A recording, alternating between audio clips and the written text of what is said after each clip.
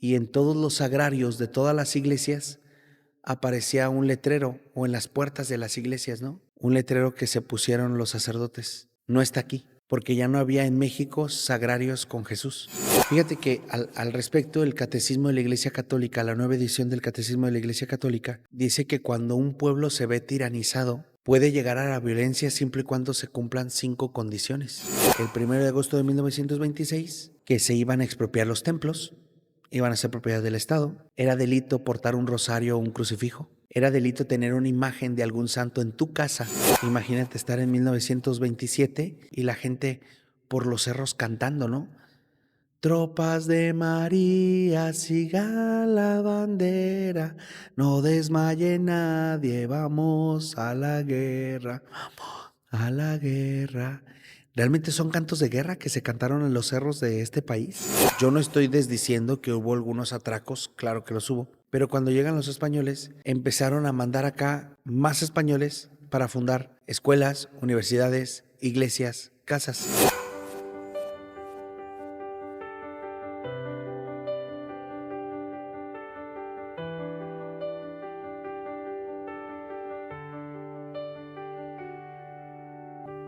Rostros de Fe.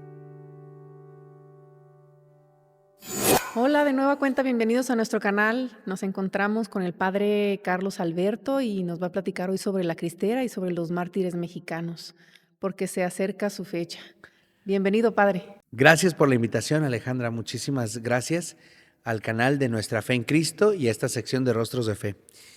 Precisamente vamos a hablar el día de hoy acerca de los mártires mexicanos de la cristera, porque este próximo 20 de noviembre se celebra la canonización de estos santos mártires. Esta fiesta que nos recuerda todo lo que ellos han hecho por sembrar, por acrecentar, por regar la fe que está aquí en nuestro México. Pues vamos haciendo una oración. Va, En nombre adelante. del Padre, del Hijo, del Espíritu Santo. Amén. Amén. El Señor inspire nuestras obras, las sostenga y las acompañe para que todo nuestro trabajo brote de ti como de su fuente y tienda a ti como de su fin. Por Cristo nuestro Señor. Amén. Amén. San Cristóbal Magallanes y compañeros mártires, rueguen por nosotros. En nombre del Padre, del Hijo, del Espíritu Santo. Amén. Esto que voy a platicar está basado, no son palabras mías ni una investigación mía, quiero aclararlo desde ahorita. Estuve consultando algunos canales del padre Javier Olivera Rabazzi y algunos textos del sacerdote Fidel González, que han estudiado profundamente a los mártires y que nos han dado un enriquecimiento de lo que es nuestra fe. José María Peñón es un escritor español que, haciendo una glosa bellísima, dijo: cuando Dios piensa en hacer una gran hazaña, los querubines en su alrededor le exclaman: ¡oh Dios, recordad España! Pasa algo muy curioso con nosotros los mexicanos y muchos pueblos latinos. Muchas personas que nos hemos nutrido de la educación básica, creyendo siempre o confirmando siempre que España fue un conquistador en estas tierras. Y la verdad es que no es cierto. Son las prerrogativas a veces de las diferencias o las creencias tontas que no hemos profundizado mucho acerca de nuestra historia, de las bases de nuestra historia. ¿Por qué España no vino a conquistar? Porque por definición el conquistador llega, roba, agarra y se va. Aplasta, si es que se queda. Y pasó algo muy curioso, que cuando llegaron los españoles, yo no estoy desdiciendo que hubo algunos atracos, claro que los hubo, pero cuando llegan los españoles, empezaron a mandar acá más españoles para fundar escuelas, universidades, iglesias, casas. Por eso, más que conquista, se le llama colonización. Qué interesante. Y sí, y luego también pasa algo muy curioso en esta colonización. La verdad es que quienes en ese momento estaban en esta tierra azteca predominando eran los mexicas, los del centro del país, que eran unas costumbres pues bárbaras, asesinas. Eh, De puro sacrificio y claro, o sea, ese idílico de pensar que aquí era pura paz, pura concordia, superación, tecnología, armonía con la naturaleza, pues era curioso, pero no era tanto, porque los pueblos que estaban alrededor estaban hartos de estos disturbios, de estos robos, de estos asesinatos. Por lo tanto, realmente en Hernán Cortés no veían como alguien que aplastaba, sino alguien que vino a liberarlos. Insisto que claro que hubo atropellos de parte de algunos españoles, pero en general algunos pueblos de estos lados del orbe los veían más bien como libertadores y no como conquistadores. Digo, de que siempre te estuvieran arrasando y estuvieran matando a tu gente, a que alguien viniera a ponerles un alto a esos violentos aztecas, pues las cosas cambiaron mucho. Recuerden que los primeros españoles eran muy pocos y los indígenas eran demasiados, que realmente aquellos pueblos alrededores fueron los que ayudaron en todo caso, a conquistar o a ganar esta guerra que parecía imposible. Cuando Hernán Cortés comienza a conocer a estos pueblos y ver esta barbaridad, él ve la necesidad de la evangelización, de que conozcan a Cristo, de que se profundicen en la fe, que se dejen de cometer estos atropellos. Y para ello él piensa, como buen español de esa época del siglo XVI, que la única forma de hacerlo es la evangelización. Ah, Así que manda traer de Cuba a los 12 santos que le van a ayudar en la evangelización. Él quería a los 12 hombres más santos que le ayudaran a la evangelización. Y los mandó pedir así: 12 frailes que le ayudaran a traer a Cristo. Y cuentan los cronistas de aquella época que Hernán Cortés los va a recibir al puerto de la Veracruz, arriba de su caballo, con una armadura, con sus barbas castañas, su banderín y el demás ejército va a recibir estos 12 franciscanos, y que si ya de por sí los indígenas veían, los nativos veían que Hernán Cortés era wow, superior, absolutamente maravilloso, casi un semidios o un dios, cuando ve llegar a estos franciscanos, Hernán Cortés, conociendo esta costumbre de esta gente, de este simbolismo, dicen los cronistas que se baja del caballo, toma el hábito de uno de los frailes y lo besa, pues postrado prácticamente. De hecho, eso fue lo que hizo simbrar mucho en los nativos de esta tierra como aquel gran Hernán Cortés, aquel dios, semidios. ¿Qué tan importantes serían esos hombres que llegaron, humildes, pobres, franciscanos, que éste llega, se postra y los besa? De hecho, alguien llegó a comentar, ¿no? De ahí que aquí en México seamos 100% cristianos, que ya ahora las estadísticas yo creo que son 80% católicos, 90% cristianos y 100% guadalupanos. Hasta lo cantamos ahora, ¿no? Ser guadalupano es algo esencial, porque la fe está profundamente en nuestra genética, en nuestras raíces. Nosotros somos mestizos, pero ¿qué más cristiano católico que un español? ¿Qué más profundamente religioso que un nativo de estas tierras? Tlaxcalteca, azteca, etcétera, ¿no? Cascanes, etcétera, profundamente religiosos. Por eso la fe mestiza es intensa, intensa. Cuando llegan los evangelizadores, comienzan en el norte a evangelizar, pero a veces era mucho a la distancia o había mucha influencia de los que también los ingleses habían llegado por esta parte de Estados Unidos a las colonias y ellos sí asesinaban mucho, ¿eh? Eh, Fueron muy aplastantes con los nativos del lugar, los ingleses. Los españoles no, no.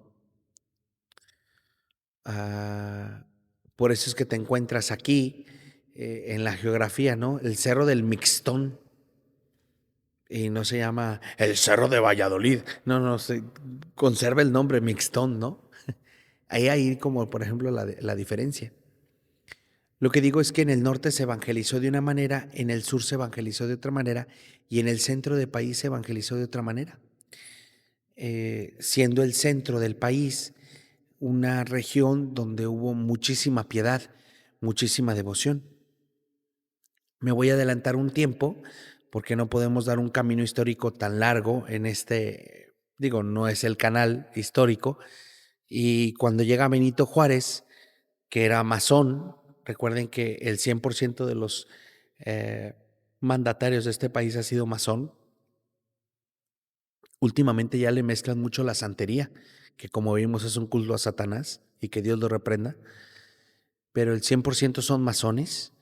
Eh, la masonería es una secta que trata de destruir la religión, principalmente la religión católica. Cuando llega Benito Juárez, que es masón, y él trae esta filosofía de decir, un país con religión es un país que no progresa. En estos años de gobierno de Benito Juárez se empeñó mucho en las leyes de reforma, en cambiar la fe, en destruir la fe católica, en que se acabara, pues, esto de creer. Llega Porfirio Díaz, que también fue masón, pero Porfirio Díaz, con un poco más de astucia que Juárez, dice, ¿cómo voy a quitar la religión o cómo voy a quitar la fe en Cristo en un país que es 100% católico? 100% cristiano, 100% católico. Dijo Porfirio Díaz, así no se puede, o sea, no puedo quitarle de raíz a este país. Entonces, en la época de Juárez, si había algo contra la iglesia, en la época de Porfirio Díaz como que se amansa, se adormece, pues para que el país pueda progresar más, había una cierta tolerancia, ¿no? Insisto, no es que Porfirio Díaz fuera cristiano católico, era masón. Y la masonería no tiene nada que ver con nuestra fe, nada que ver con nuestra fe. Todo esto fue progresando y hasta finales de 1914 comienza un grupo de políticos que eran masones a insistir mucho que la iglesia debe de ser eh, mm, opacada, callada, disminuida, silenciada, con esta filosofía masónica, ¿no? ¿Que cuál es? Que debe de ser destruida toda religión para que un pueblo pueda progresar, sobre todo la cristiana católica. Ese es su empeño por destruir nuestra fe, por eso no tiene nada que ver con los cristianos católicos, aquel que se declare masón. Eh, de hecho, en 1914 fue cuando se destruyó un monumento al Sagrado Corazón de Jesús que estaba a las faldas del Cerro del Cubilete. No sé si les ha tocado ir al Cubilete. Sí, sí me ha ¿Sí? tocado ir. Ya ves que está en el centro geográfico del país. Si tú trazas más o menos el centro geográfico del país es el Cubilete, ahí en Guanajuato. Pues se había puesto un monumento al Sagrado Corazón de Jesús, allí en las faldas del cerro. Y en 1914 pusieron dinamita e hicieron estallar para borrar la fe. Curiosamente ocurrió un milagro. Pues sí, fue muy dañado el monumento, pero ni la cara ni el corazón de Jesús se destruyó. Estas mismas personas hicieron ese famoso atentado, este mismo grupo golpista contra la fe, hicieron ese famoso atentado que ocurrió en la Basílica de Guadalupe. que pusieron en un ramo de flores que le llevaron a la Virgen, pusieron dinamita y lo hicieron explotar a distancia y que pues se causó daños en el templo antiguo, en el templo que existía de la basílica, porque este templo de ahorita es el nuevo, por si no lo sabían. Y que incluso pues hubo destrucción, se levantó la loseta y un Cristo de bronce que estaba allí cerca de la Virgen de Guadalupe, incluso está todo doblado y se puede visitar todavía ese Cristo que es de bronce y está doblado. Y ahí el otro milagro, a la tilma, a la Virgen de Guadalupe no le pasó nada. De hecho, uno cuando va entrando a la Basílica Nueva, ahí está ese testimonio de ese Cristo, de aquel atentado que hubo y que la Virgen de Guadalupe no salió afectada. En 1917, Venustiano Carranza quiere modificar la Constitución, esa Asamblea Constituyente de Querétaro que quiere modificar la Carta Magna. Aparece en el actual billete de 100 pesos de México, ¿verdad? Para quienes nos ven de otros países puedan ver esa imagen, esa Asamblea Constituyente de Querétaro. Y fíjate, Alejandra, bien curioso porque hay testimonios de esas actas cuando se estaba haciendo la Constitución Magna de 1917, que por cierto se sigue estudiando como la gran panacea constitucional en muchas escuelas de derecho.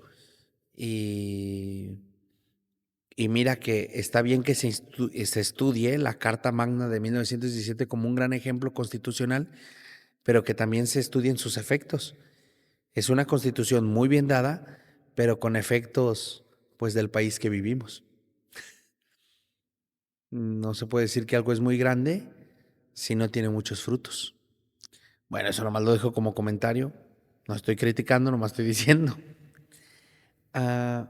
Y en las actas se llegan a dar testimonios de algunos diputados que dicen: la Carta Magna en cuestión de la educación debe ser socialista, excluyente de toda religión,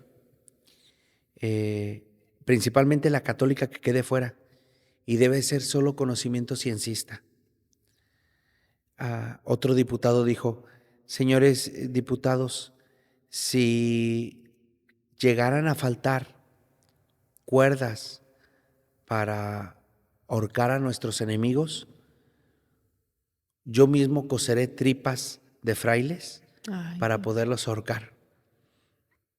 Es necesario que vayamos a matar a los enemigos, que les demos muerte a aquellos que tienen fe y si es posible hasta comernos curas.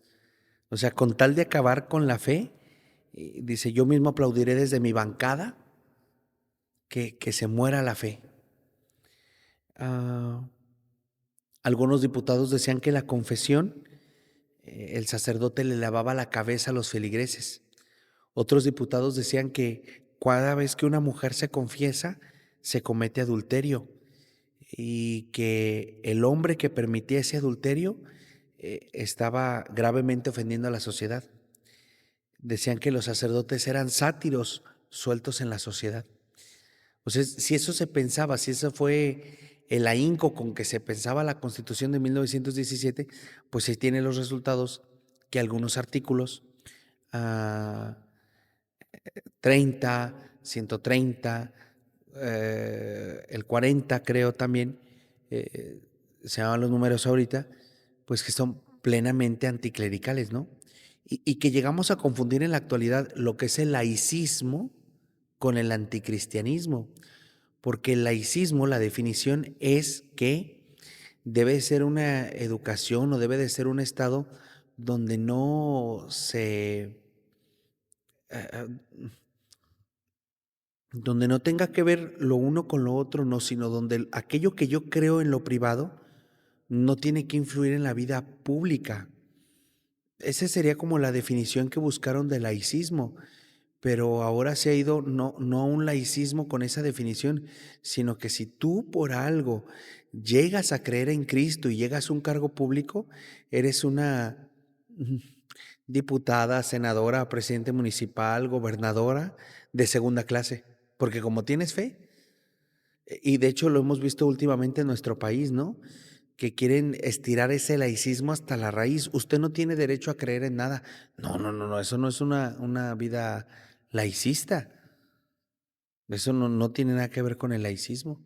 Que yo pues puedo creer, ¿verdad? Y Pues está la persona en su derecho de culto. claro, eso vendría siendo como la definición muy a secas del laicismo, ¿no? Pero ellos lo quieren estirar en que no creas en Cristo, que es un delito, que eres un Que aquí ciudadano no cabe, aquí no cabes, eres un ciudadano, yo creo que ni lo es, menciones, ¿no? sí, ni lo Ni lo menciones, hables porque ni lo estás hables. violando la ley. Claro, y pues se van hasta el otro extremo, ¿no? Cuando el mismo derecho canónico es muy claro en eso. Uno como religioso no puede ocupar cargos y lo que debemos dedicarnos es a la evangelización, no andar buscando cargos públicos. Pero a veces se entiende por ese lado.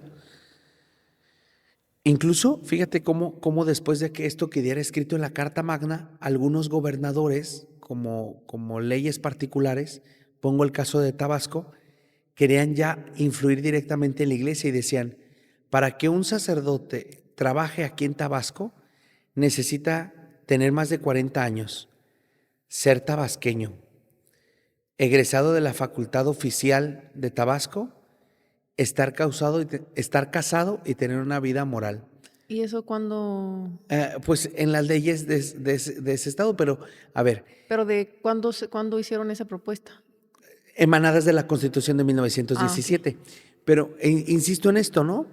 A ver, si le estás pidiendo a la iglesia que no se meta, tú no te puedes poner en definiciones que vienen de la iglesia, porque eso es una cosa es el derecho canónico y otra cosa es el derecho positivo. Exactamente. O sea, querían meterse hasta en lo que no, como ahora que dicen, en lo que no les En importa. lo que no les importa, exactamente. De hecho, yo estuve de diácono en Chihuahua. Cuando fui diácono me tocó trabajar en Chihuahua y recuerdo que la gente platicaba, ¿no?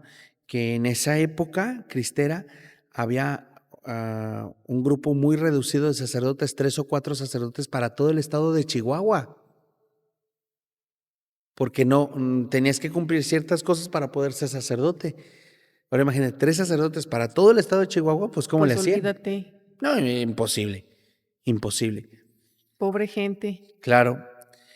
Entonces, incluso estas leyes de la Carta Magna decía que todos los sacerdotes extranjeros debían de salir del país, porque eran extranjeros. Eh, lo cual era difícil en ese momento porque la mayoría de sacerdotes eran extranjeros precisamente. Habían venido de misiones, todavía no había mucho clero mexicano, sino que venían como misioneros de otras partes. Esto que hizo Carranza fue más radical cuando llegó el presidente Obregón, porque él quería radicalizar las leyes de la Constitución.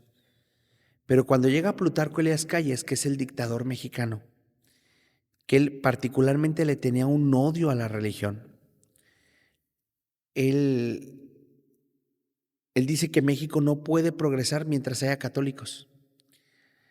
Entonces, quiere profundamente aplicar la ley eh, sin darse cuenta que esto que Porfirio Díaz se dio cuenta, ¿no? ¿Cómo voy a ir contra la religión en un pueblo que es 100% católico? Incluso Plutarco Elías Calles llega a localizar a un sacerdote que estaba un poco demente de su cabeza, el famoso padre Pérez, y le nombra patriarca de México, prometiéndole que él va a ser el Papa de México. O sea, quiere separarse completamente de Roma, ¿no? Y al patriarca Pérez lo siguen más o menos unos 8 sacerdotes de 6,000 que había en el país. Pues reconocieron que pues era una locura, ¿no? De hecho, todos estos 8 sacerdotes y el mismo patriarca Pérez, al final de sus días pidió la confesión y se arrepintió de haberle hecho caso al gobierno, de crear un nuevo pontificado mexicano. Pues era una locura lo que quería hacer Plutarco Elías Calles.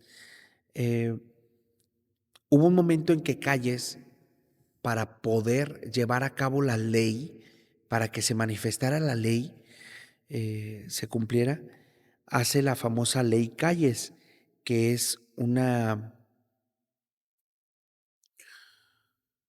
una ley penal contra aquellos que no cumplieran lo que establecía la Constitución. Por lo tanto, se pasó el 1 de agosto de 1926 que se iban a expropiar los templos, iban a ser propiedad del Estado. Era delito portar un rosario o un crucifijo. Era delito tener una imagen de algún santo en tu casa.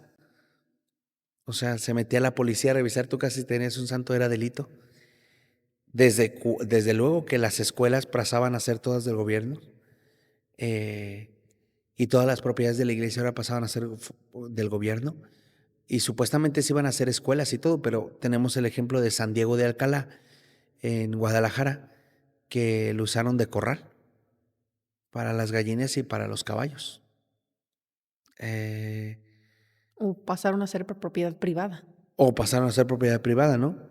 Y mira que hubo gente que antes de que se aplicara esta ley el 1 de agosto de 1926, la gente se empezó a organizar y salían a protestar diciendo respeto al derecho de fe, respeto al derecho de fe, respeto a la libertad de expresión. En Guadalajara se organizó un boicot, que no se comía carne, no se usaba el tranvía, no se iba a los cines. Se juntaron casi 2 millones de firmas en un país que eran 6 millones de habitantes, contando mujeres y niños. O sea, se trataron de agotar todas las cosas para que esta ley no se aplicara. Pero aún así Plutarco de las Calles dio que sí. Por lo tanto, los obispos, consultando al Papa Pío, que en ese tiempo reinaba, tomaron una decisión fuerte que yo espero que jamás se vuelva a tomar y que no tengamos que escucharla. El 1 de agosto de 1926, los obispos dijeron, pues a partir de esa fecha no podemos ser, o sea, no se puede ser cristiano así. Non possumus, decían los primeros mártires, porque daban un permiso, entre comillas, para poder ser cristiano, sacerdote o religiosa, siempre y cuando cumplieras con varios requisitos como casarte, tener más de 40 años, bla, bla, bla, ¿no? Entonces no se puede. Entonces el Papa Pío da permiso de que a partir de ese día se cierre el culto divino. Y aquel día la gente pues corrió a confesarse, a casarse. Algunos pensaron que era hasta el fin del mundo. Y en todos los sagrarios de todas las iglesias aparecía un letrero, o en las puertas de las iglesias, ¿no? Un letrero que se pusieron los sacerdotes. No está aquí. Porque ya no había en México sagrarios con Jesús. Imagínate la impresión de tú ser un feligrés y que de repente, pues vivimos algo similar en la pandemia, pero no tan grave, ¿no? Que de repente pasaras por una iglesia tratando de rezar, buscar consuelo, y el letrero, no está aquí. Así como los ángeles se lo pusieron a las mujeres que fueron a buscarlo el día de la resurrección, no está aquí. Y en todas las iglesias de México, ese era el texto, no está aquí. Para que vean la fuerza, el escándalo de esta revelación, en México no estaba Jesús. Eso fue algo terrible, terrible. Algunos sacerdotes, no todos, pues pasaron a la clandestinidad. La mayoría se refugió en la ciudad mientras pasaba esto, que, spoiler, duró 3 años, pero otros pocos se quedaron escondidos. Entonces duró 3 años. Esto sí, 3 años. Él no está aquí. Sí, aquí no está Jesús. Y la gente comenzaba a ver que llegaban a su iglesia los federales, el gobierno, abría las iglesias y se llevaba las bancas, los cristos, las imágenes, la pila bautismal, se llevaban el mármol de los pisos. Y la gente decía, pero es que aquí me bautizaron, aquí me casé, es parte de mi historia, es mi templo. Y entonces empezaron a defenderse, ¿no? Pero a defenderse, pues, sin proporciones. Gente con palos y piedras contra 120 militares estudiados en el arte de la defensa. Y donde quiera por todo el país comenzó este levantamiento de laicos, una guerra de guerrillas, a defenderse del gobierno de que no les quitaran pues su fe, sus imágenes, su iglesia. ¿Cómo es posible que se metan a tu casa a arrancarte una Virgen de Guadalupe y decirte que eres un delincuente y te metían a la cárcel por eso? No sé, imagínate, iba tu mamá con un rosario y ya era delincuente. Era prácticamente ilógico, por eso se volvió un movimiento de cristeros, aquellos que defendían la fe, pero en una guerra de guerrillas, no estaban muy bien organizados. O sea, cada quien iba defendiendo por zonas esto que estaba ocurriendo. Fíjate que al respecto, el Catecismo de la Iglesia Católica, la nueva edición del Catecismo de la Iglesia Católica, dice que cuando un pueblo se ve tiranizado, puede llegar a la violencia siempre y cuando se cumplan 5 condiciones. La primera, que la violencia o las violaciones que esté dando el gobierno sean ciertas, prolongadas y graves. La segunda es que la gente cristiana católica agote todos los recursos, firmas, amparos, etcétera. Manifestaciones. La tercera es que ese levantamiento que se va a hacer no provoque un dolor mayor al que ya se tiene. La cuarta, que exista la posibilidad del éxito de derrocar a ese gobierno. Y la quinta, que no exista una solución mejor. Digo, menciono esto porque hasta el Catecismo de la Iglesia Católica habla de que legítimamente uno tiene que defender su fe, incluso pues con la violencia, Hasta haber agotado todo lo demás. hasta haber agotado pues estos puntos que he dicho, ¿no? Legítimamente moral. El Papa Pío IX apoyó el movimiento de los laicos, porque yo quiero decir que esto es muy importante. Este levantamiento fue de los laicos, no fue de los sacerdotes. De hecho, hubo 2 obispos que estuvieron prácticamente apoyando a los laicos. Todos los demás fueron expulsados o se fueron ellos Temían por sus vidas. por miedo. Hace rato me decías, ¿no? En todos los rubros hay de todo tipo de gentes. Pues también a veces en el clero hay cobardes. Es fuerte la palabra, pero es cierto. Y algunos obispos se fueron. El obispo Orozco y Jiménez fue uno de los pocos que se quedó, arzobispo de Guadalajara.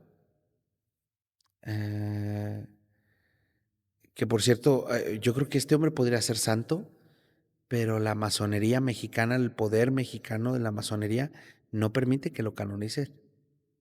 Pero fue un gran testimonio de obispo, muchas veces se disfrazó de cuanto pudo para estar cerca de su pueblo. Rafael Guízar y Valencia, ese sí es obispo santo mexicano.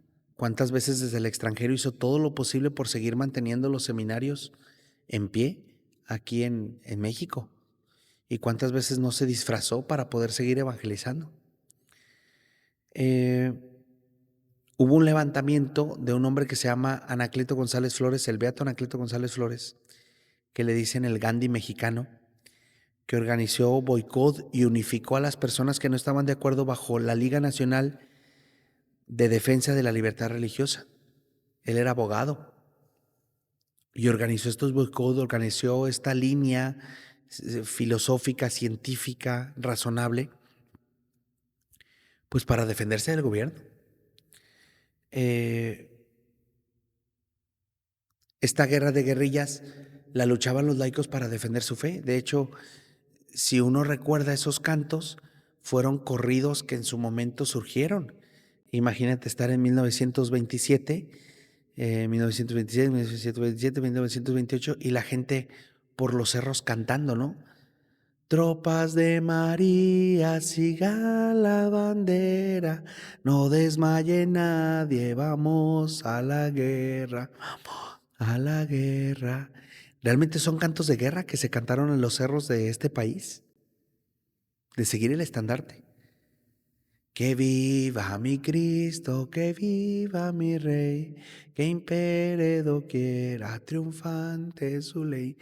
Son himnos de guerra que todavía aquí en nuestra tierra se siguen escuchando, se siguen palpando. Ahora los cantamos como cantos religiosos, pero fueron en su momento himnos de guerra para defender la libertad de fe.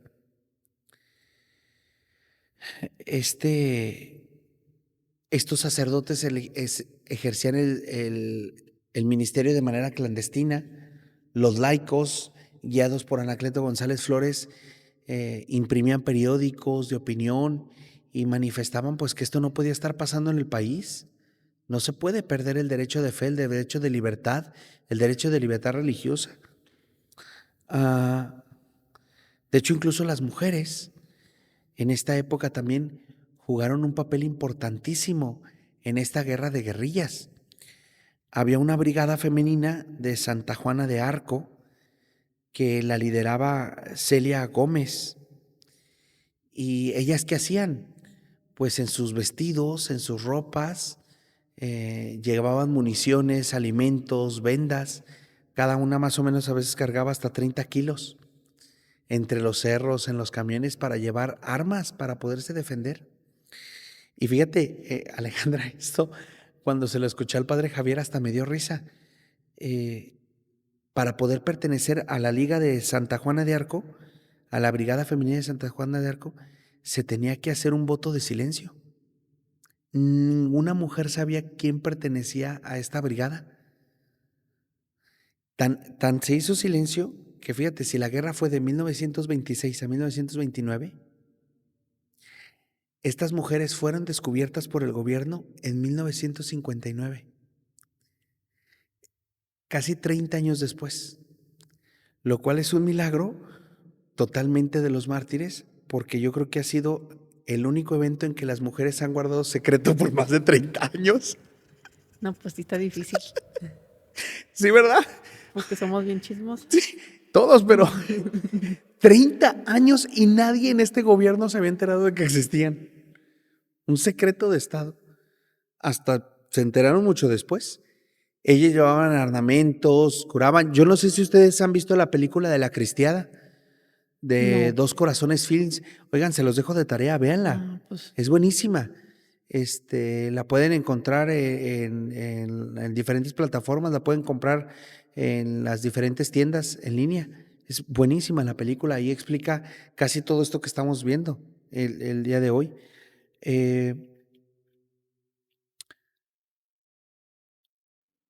Estaban muy dedicados a defender la fe, cada quien desde lo que podía hacer, desde el ámbito intelectual, desde el ámbito femenino, desde el ámbito episcopal, desde el ámbito clandestino. ¿Cuántas religiosas de esta época no sabemos que se disfrazaban, perdón? Sabemos que se disfrazaban para poder seguir siendo religiosas, llevando la fe y el cuidado a los enfermos. Pienso ahorita en el padre David Galván, ¿no? Después de la batalla en la 15ª zona militar, él fue auxilió federales y cristeros a darles la santa unción.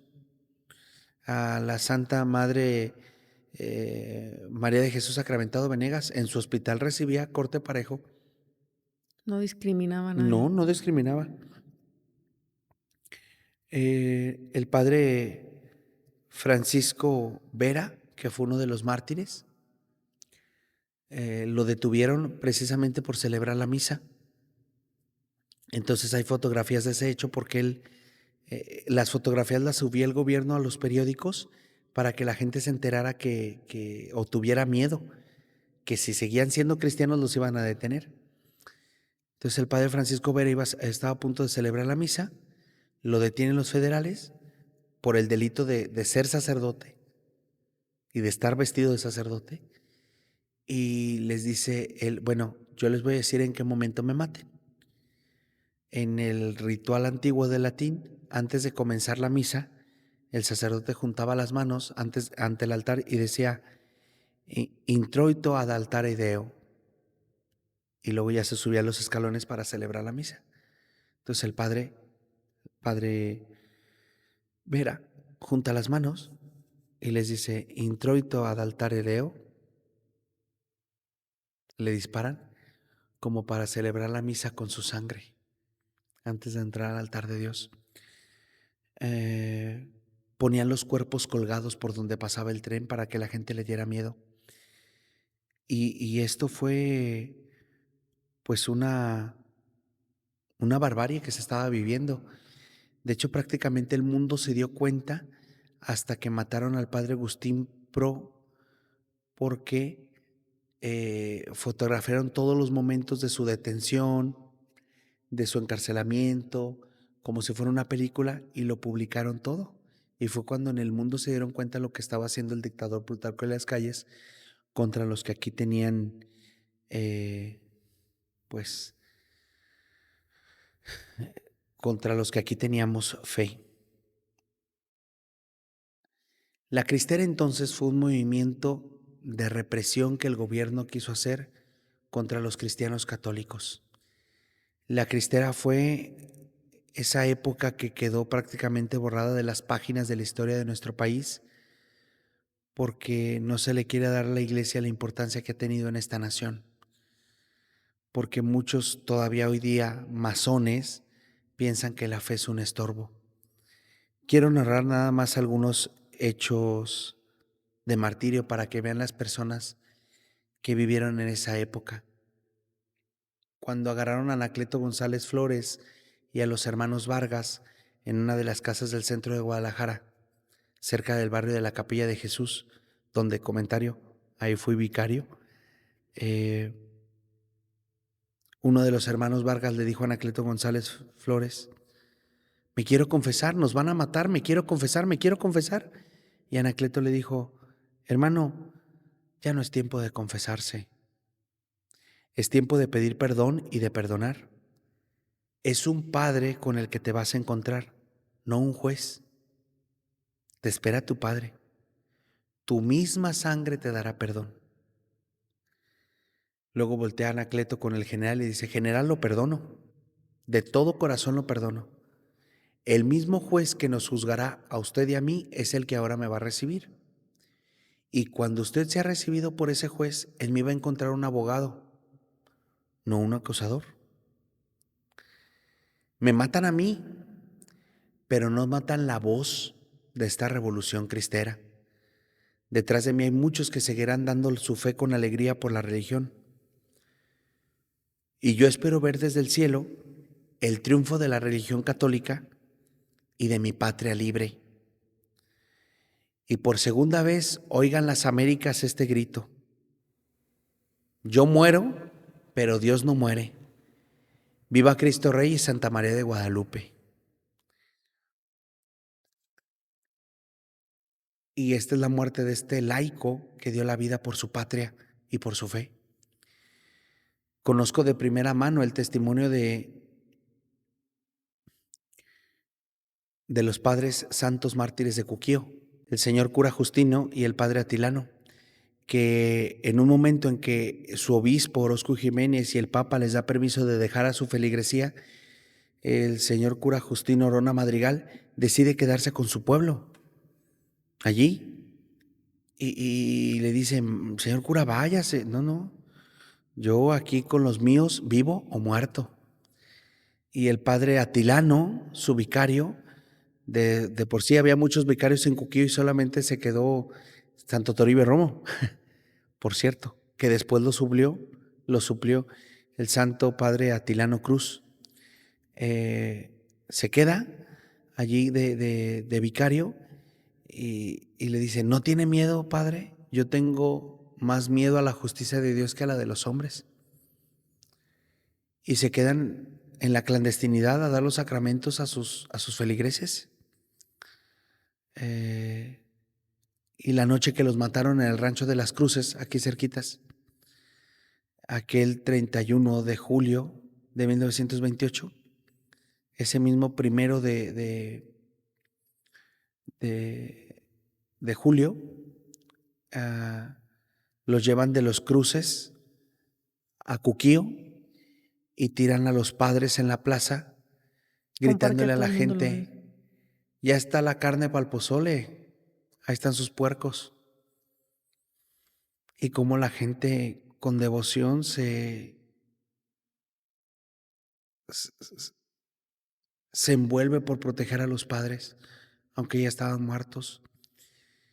Pero ese testimonio de la gente que le habían matado a sus sacerdotes y que querían proteger y defender la fe. Eh, Soy testigo que de los milagros que han hecho los mártires por esta tierra, que han regado la fe de esta gente, de esta tierra, y cómo han alcanzado del cielo su intercesión, protección y gracia, ¿no? A mí me tocó vivir el traslado de los santos mártires del lugar donde estaban sepultados hacia el altar mayor de Cuquío. Y yo recuerdo que ese día, porque a mí como sacerdote me tocó cargar los restos de San Justino Orona, un ataúd pequeño, como los de bebé, ¿verdad? Y me acuerdo que yo lo iba deteniendo de un lado y del otro lado lo iba deteniendo la madre Evodia, que era en su momento la encargada de las religiosas de Cuquío, que fundó el padre Justino Orona, dedicadas a la educación y al cuidado de las niñas. Y del otro lado venía cargando el féretro de los restos del padre Justino, un nieto del presidente municipal que mató al padre Justino. Pero este hombre lleno de fe, ¿no? Y yo recuerdo cómo íbamos cargando a los mártires de su lugar al altar para que el señor cardenal los depositara. Y la gente con mucha libertad, el templo retumbó cantando que viva mi Cristo, que viva mi Rey. Porque es una fe que se siente. Es una fe que los mártires nos dejaron, que ellos sembraron la fe en esta tierra para que pudiéramos estar tú y yo, Alejandra, hoy en este canal. Si no sería delito, si las cosas hubieran seguido así. En 1929 el episcopado mexicano logró una cierta paz con el Estado de México y amnistía que el gobierno no respetó y que aún así buscó, persiguió y desvivió a, a aquellos que habían luchado en la guerra cristera, pero que aún así en este momento, gracias a lo que ellos esforzaron, tenemos el respeto al derecho de fe y tenemos una gran posibilidad de crecer en nuestra fe. Yo a veces me gusta ver personas o escuchar personas que no creen para darme cuenta por dónde masca la iguana, dicen acá en el rancho, ¿verdad? Pero me doy cuenta que son personas que no saben lo que es su historia, que no saben lo que Cristo Rey ha hecho en sus vidas, en sus hogares, no ha hecho en lo que la iglesia ha trabajado por este país. ¿Ha habido malos ejemplos? Pues sí, claro, desde luego. Pero hacen más ruido los árboles cuando se caen que cuando crecen. Y la iglesia es un bosque muy bello, donde los mártires han regado la savia de estos árboles que siguen creciendo santamente. La fe que tenemos actualmente en nuestro país, en nuestra iglesia, aquí donde estamos, pues es gracias a estos hombres y mujeres que defendieron la fe contra el dictador Plutarco Elías Calles y que supieron defender la fe y la libertad de fe en el momento en que nos querían quitar todo. Celebramos pues ahora estos mártires, pero también los tenemos que imitar, porque la fe es algo que se busca y que se protege. Estamos en una época rara. Ahora es, si no delito ser cristiano, porque esto ya pasó, ahora sí somos muy ridiculizados. Hay gente que no se atreve a decir que es católico. Sí, no O se sea, se atreven. siente como avergonzado. Apocado. Ay, no, ¿qué van a Ujú. Ay, decir? qué tonto eres ignorante. Ujú. Esa es como la etiqueta. Y cuando no hay nada más bello que ser cristiano católico, conocer tu fe y defenderla. Pero también está la otra parte que cuando le preguntan que qué religión Profesa. profesa, responde que son católicos. Así es. Y tenemos que seguir pues defendiendo nuestra fe. No hay nada más que dé libertad a una nación que un cristiano católico. De eso estoy por seguro. Ninguna dictadura quiere la libertad de sus hijos. Si tú revisas las dictaduras de ahorita de Latinoamérica, ¿qué es lo primero que quieren destruir? La fe. La fe. Y la católica. Sí, porque Cristo nos trae la libertad y las dictaduras el servilismo. Esa es la diferencia. Por eso, pues, a defender nuestra fe, a celebrar a nuestros mártires mexicanos, a conocerlos. Les invito a ver esta película de Cristiada. También a conocer más acerca de nuestros mártires mexicanos, ahora que los vamos a celebrar este próximo 20 de noviembre, y pues profundizar en la fe. Sí, y esta historia, pues que yo no conocía. La verdad, esa historia no está contada en los libros de historia de nuestro país. No, está olvidada. De hecho, si uno revisa con atención los libros de historia oficiales de nuestras escuelas, le dedican una página, 35 renglones con todo y dibujos a la conquista. A los 300 siglos de la colonización le dedican un cuarto de hoja. Y a la revolución y a la independencia unas 3 hojas. Y ya.